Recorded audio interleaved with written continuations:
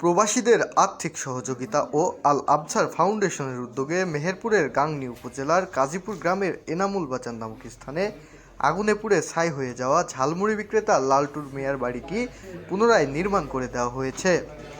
বিগত মার্চ মাসের ২৭ তারিখে ঝালমুড়ি বিক্রেতা লালটুর বাড়িটি আগুনে পুড়ে ছাই হয়ে যায়। গাংনী উপজেলা নির্বাহী অফিসার প্রীতম সাহার উপস্থিতিতে আল আবছার ফাউন্ডেশনের স্বেচ্ছাসেবী সদস্যরা তার বাড়িটি উদ্বোধন অনুষ্ঠানে উপস্থিত ছিলেন।